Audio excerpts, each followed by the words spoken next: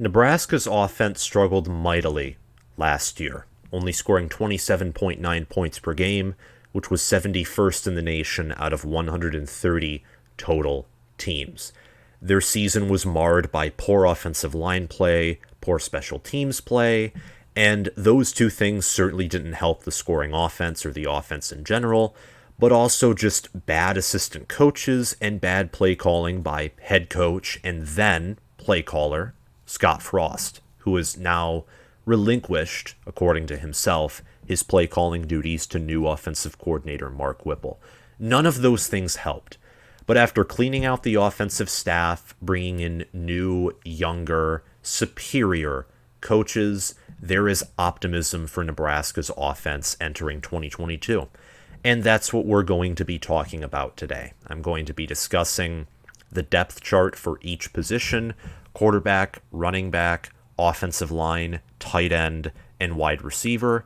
Going through all those positions, talking about them for a few minutes, especially the offensive line, is there are the most questions for that position group out of all the other position groups by a mile, especially with Norridon Newley being suspended for a drug test. More on that in a minute. So that's what we're going to be talking about today. It's been too long since I have made a video about Nebraska football, so I can't wait to jump right into it. So let's go ahead and do that. And first and foremost, talk about the offensive line. The offensive line was the biggest weakness of the offense last year. Coach Greg Austin coached one of the worst offensive lines in the country.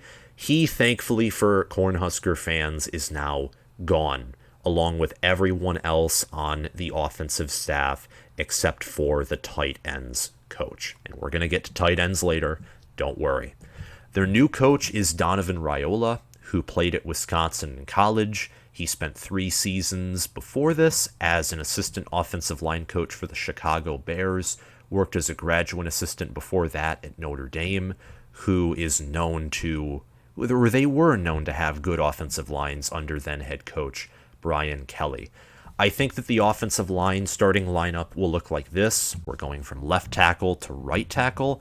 Teddy Projaka at left tackle, Turner Corcoran at left guard to replace Norridon Newley, Trent Hickson at center, Kevin Williams Jr. at right guard, and Bryce Benhart at right tackle.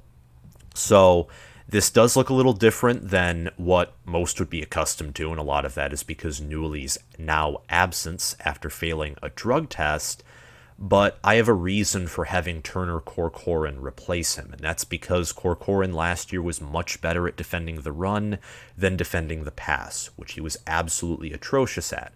Turner Corcoran was a 4-star, highly rated 4-star out of high school. A lot of raw talent and size behind that young man. I think he would fit well at left guard. Brock Bando, who is, and depending on who you ask, either the starting right guard or the backup behind Kevin Williams, could also fill that position. Ethan Piper, who played at guard last year but wasn't good at it, who looks to be the backup center, he could play in there. Henry Lutovsky could replace Newley. So you have a plethora of different options. You have 4 different options: Lutovsky, Piper, Bando, and Corcoran, who could replace Norridon Newley. I still think that loss hurts because I had Newley being a top 2 offensive lineman along with Kevin Williams for Nebraska, so it certainly hurts. I've bumped down Nebraska a grade in their offensive line position from a B, which is very highly rated, but I think there were reasons to have them that highly rated. I bumped it down to a B-, and I could drop them lower because we won't know until the season begins. We won't know the effects of this, I don't think. But there are options to replace him, and I'm just going with the more raw talented guy in Turner Corcoran, who should play much better on the inside than on the outside, where again, he was atrocious, got burned. At center, there are question marks, of course. Cam Jurgens, off to the NFL. There's going to be a new face there, an unfamiliar face. But Trent Hickson, when he played at center, was serviceable, so I expect him to start here. Brock Bando, and Kevin Williams Jr., that is certainly going to be a battle. Brock Bando started at right guard during Nebraska's spring game. Kevin Williams Jr. played very well on the offensive line at his FCS school in northern Colorado. Absolutely physical, massive potential. I'm very high on him. I have Kevin Williams Jr. starting here, but I put Brock Bando in the special position as a key backup because I think you're going to see him, whether it's in a rotation, whether he replaces one of the guards I have listed up here in Corcoran or Williams, whether he just starts over Corcoran or Williams entirely. Won't know until the fall, but I think he's a key piece. He's certainly a good piece to have. I think that these 6 guys are the best 6 guys on the offensive line. Kevin Williams, again, I'm very high on. Bryce Benhart did not look good last year at right tackle, but I think that he's the best option there. He's a better option than Turner Corcoran. And with Newley, again, his absence is huge because now I think you have to fill that spot. And I think Corcoran would fit well there. And that, again, creates sort of a question mark at right tackle, which is why I think the position grade overall is a B-, and that's probably at best. I don't know if they should even be that anymore. I was pretty confident in having them as a B, even though that was high because of the struggles last year, because I like Donovan Raiola as an offensive line coach. I like these players, but losing Newley is a massive hit. It is a big hit. So this could be a B-, not as confident in that. It could be a C+. I think it's around that range. But nonetheless, this offensive line unit will vastly improve from last year's atrocious offensive line unit, which I would give anywhere from an F to a D grade range if we were to grade the 2021 position groups. The offensive line is the most question marks around it too, so that's probably the position group I'm going to be talking about the most in this video. Up next, we have quarterback, which is a much more stable, known situation than the offensive line. But it also, like all the other position groups after offensive line, it requires the offensive line to be good to function at their highest capacity. The offensive line and quarterback rooms are the most important for any offense. But here you have a more proven position coach in Mark Whipple, who resurrected Kenny Pickett's NFL hopes and made him into the only first-round pick for quarterbacks in the 2022 NFL draft, picked by his own home team, the Pittsburgh Steelers. Whipple has worked at colleges like Miami, Florida. He's been the head coach at UMass 2 different times. The first time was an absolute success. He was an offensive wizard. The second time was not a success, so we won't talk about that. But he has experience in the NFL, at college, very good QB coach, amazing offensive coordinator as well. The projected starter is Casey Thompson. This is pretty obvious. Thompson was the starter in the spring game. They didn't make him throw a lot, which at the time made me think maybe there was more competition. But the more I look at it, that's probably just a vote of confidence. We don't need you to throw much in the spring game because we're already confident that you're the guy.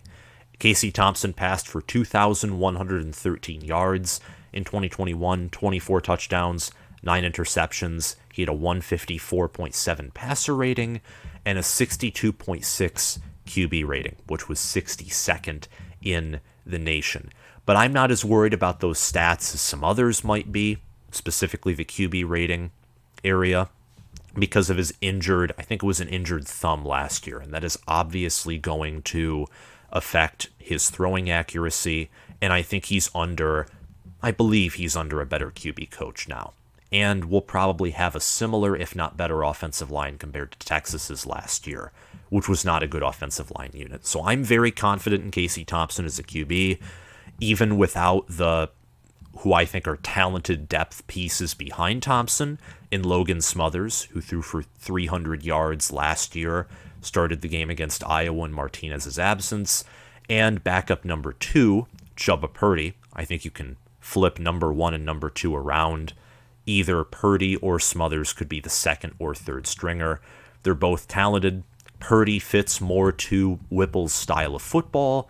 Smothers is just a raw athlete. Smothers is a guy who I could see in wildcat formations or quarterback run situations just because of his raw speed and athleticism. I would not be surprised if you saw Logan Smothers as sort of this run-only quarterback being used in specific situations for the season. Just a thought.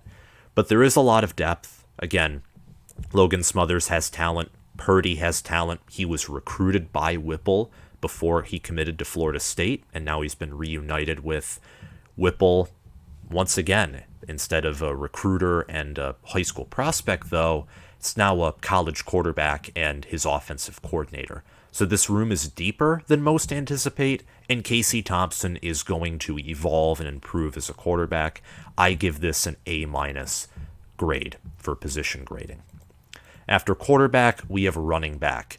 New coach, another new coach. Previous OC and QB. Well, the previous QB coach was Mario Verduzco.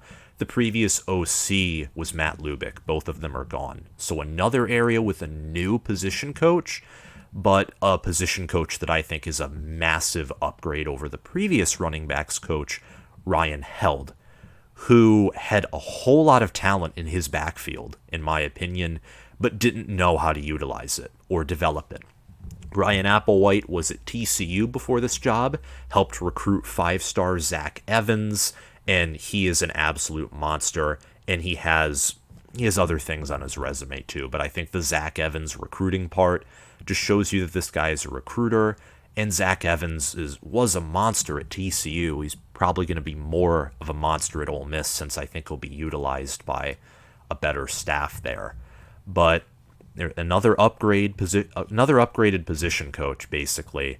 And I think there's going to be a rotation here. It's what it sounds like. And I think the two starters in that rotation will be Anthony Grant and Jaquez Yant. Anthony Grant came from New Mexico Military Institute is where he came from. He's 210 pounds, 5'11". He showed amazing flashes in the spring game. In my opinion, he passes the eye test by miles. In his 2 seasons at New Mexico Military Institute, Grant rushed for 2,594 yards and 28 touchdowns, averaged 7.1 yards per carry in his career. Now, granted, it's JUCO football, which is still a big deal, but I'm only addressing it because some people will use it as a criticism. Yes, it's JUCO football. But now at Nebraska, he's going to have a better supporting cast while facing better competition. So that stuff will even itself out. I think this guy's explosive. I think the fact that he went to a military institute, I actually read up on it, shows that he's disciplined, loves the game. I like him, and I think he has the possibility to be the best player on the offense. And then you have absolute raw talent in Jaquez Yant, who's 6'2", 225 pounds. He's lost some body fat mass from what I've heard, improved over spring. He had 300 rushing yards last season at Nebraska, 1 touchdown, averaged 6.3 yards per carry. And I think that is a scary running back room in my opinion, or at least scary 2 starters in that rotation. I think that, again, this relies a lot on how the offensive line plays, though. Again, in my opinion, that's the most important position on offense, is how good is your offensive line.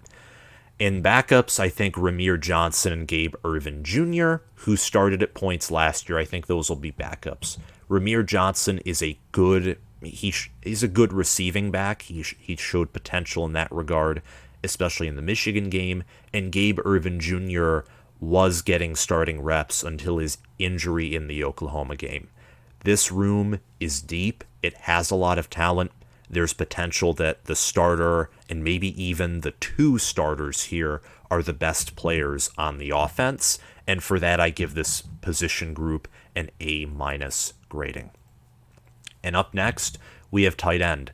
Sean Beckton is the position coach, and he is the only guy on offense who is returning from last year's staff because, frankly, he was the only guy who could develop his players. Look no further than Austin Allen. and Austin Allen's predecessor, whose name escapes me, pardon me. But Austin Allen was, I'm pretty sure he was drafted in the 2022 NFL draft, and regardless of that, he was a monster in college, an absolute monster. I remember when I attended the Michigan State-Nebraska game, watching Nebraska's tight ends play. Nebraska's tight ends were a whole different physicality, like a whole different violent physicality compared to the rest of the team. Where the rest of Nebraska's team looked out of it, they looked almost scared of Michigan State's defense. Nebraska's tight ends would catch the ball and just fight. They would fight for more yards. They were violent. They were aggressive. They were solid receivers. I mean, Austin Allen's just something else. And his now replacement in Travis Vokalek, well, he hasn't had a ton of receptions, transferred in from Rutgers, so out of high school he wasn't a raw talented guy. I think he can be developed into something great. He had 11 receptions for 127 yards in the 2021 season, averaged 11.5 yards per reception. His best game was against Oklahoma, where he had a long 38-yard reception where he ran a good route, got open. He had a career high of 3 receptions in a game against Ohio State for only 14 yards. He played against Oklahoma, Michigan State, Northwestern, Minnesota, Ohio State, Wisconsin, and Iowa. Those were the games where at least he got receptions, where he caught the ball and got yards, obviously. And then he has his backup, Chris Hickman. This room is not going to be as good as it was last year, in my opinion, just because of how much of a unit Austin Allen was, but it's still going to be good. I think that with Sean Becton returning, there is going to be better chemistry here, or at least more guaranteed chemistry here than in any other part of the offense. It's good to have some stability, and I think that it's a good room. I think that Sean Becton has enough of a known that you know that he's going to have a good tight end as a starter. So I give this position group a B+ grade. And then finally we have the wide receivers. At wide receiver, the position coach is Mickey Joseph. Now, Mickey Joseph is probably the most notable position coach on the offense, even more so than Mark Whipple. I would say that because look at Justin Jefferson, for example, in the NFL. Look at Jamar Chase. Those two guys were developed and I think recruited by Mickey Joseph at LSU. This guy knows how to develop talent. He knows how to recruit. This guy is an elite wide receivers coach, at minimum a great wide receivers coach. Huge home run hire for Nebraska, especially since he played there, which obviously assisted in him being hired by Scott Frost and returning to his alma mater. I think that with talents like Trey Palmer, Omar Manning, and Alante Brown, that this wide receiver room is going to take a huge step forward. I don't know if any of those three are going to be as good as Samori Toure, who was amazing, very underutilized by Matt Lubick and Scott Frost, but I think that as a whole, this wide receiver room will be much better from just a year of Mickey Joseph's, of his teachings, his plan. So Trey Palmer, 5-star talent from LSU. He's been coached by Mickey Joseph for a while. Good return specialist. Showed some moments at wide receiver last year at LSU. He had 30 receptions for 344 yards and 3 touchdowns. And also on special teams, he had in 2021 a kickoff returned for 28 yards, a punt returned for 24 yards. That was his long. In 2020, though, he returned a punt for a touchdown for 93 yards, and that was a kickoff, pardon me, and he returned a punt for 54 yards for a touchdown in 2019. So he's good on special teams. He has been growing statistically at catching the ball and being involved in that part of the game from 2019, where he got 1 reception, to 2020, where he had 30. You also have Omar Brown, who I think is going to be another starter. He had 26 receptions for 380 yards and 2 touchdowns in 2021. And then you have Alante Brown, who only had 3 receptions for 30 yards. So Alante Brown being more of an unknown here, but he's listed as a starter by many people, including our lads.com. A lot of people are talking about him. And I think, again, with much superior development compared to the previous wide receivers coach, he's going to look good. Omar Manning's going to look good. Trey Palmer's going to look great. I think he will be the best wide receiver. Omar Manning just behind him, and Alante Brown just behind him. And then there are the backups, Isaiah Garcia Castaneda, Oliver Martin, and Marcus Washington. Marcus Washington at over 200 receiving yards at Texas. Oliver Martin was at Nebraska last year, had a good game against Illinois, and then kind of faded away. And Garcia Castaneda had over 500 receiving yards at New Mexico State and some touchdowns there. He was dealing with a hamstring injury this spring, but is healthy. He could certainly work himself, along with Marcus Washington. I think those two can work themselves into the starting lineup.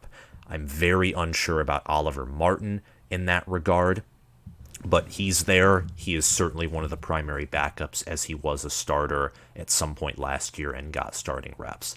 I think this position group is a B+, just mainly because where like Ochaun Mathis, Casey Thompson, Anthony Grant, like those are big incoming players. This wide receiver room, you have a raw talent in Trey Palmer, and yeah, Marcus Washington played at Texas, so there'll be some good chemistry there between him and who is likely 99% sure going to be the starting quarterback in Casey Thompson. But I think that this room does have a lot to prove, in my opinion. Not a whole lot of raw talent here, but with a great developmental coach in Mickey Joseph, guys like Trey Palmer and Omar Manning, I think those two, it's mainly those two separating themselves from the rest of the wide receiver room. I think those two are the best. I think that this unit is a good unit. It could potentially move itself up to an A-. I just, for whatever reason, want to more so see it before I believe it, which I don't have the same attitude in regards to, for example, the offensive line or running back room. It's just a feeling that I have, sort of, combined with what we've seen last year in Nebraska and their wide receivers and some other concerns. But I think this is a good room, so I'm giving it a B+ ranking. It's certainly one that has a lot of upside to it, potentially more than even I think it does. And that's it for this video. Just previewing what I think Nebraska's offensive depth chart is going to be, ranking each position group and talking about it. I think that all position groups have made significant upgrades outside of the tight end room, which will take a slight step back.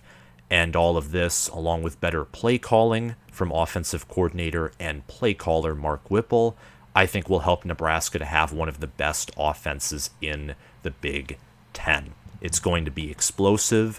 You have a quarterback in Casey Thompson who's great at throwing the ball, better than Adrian Martinez in that regard. And while he doesn't have Martinez's raw talent or athleticism, he takes care of the ball more. He can still run.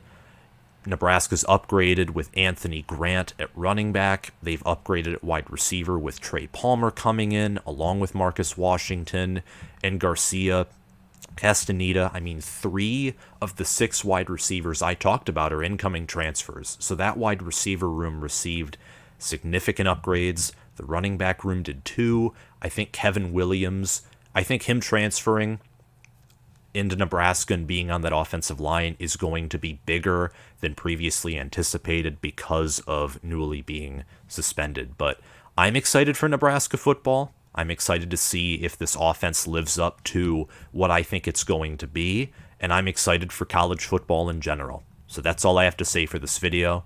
If you're new to this channel, make sure to hit the like button, hit the subscribe button, click the notification bell, and comment your thoughts on this video down below if you're watching from the YouTube. Thank you all for watching, and I'll see you guys around. Bye.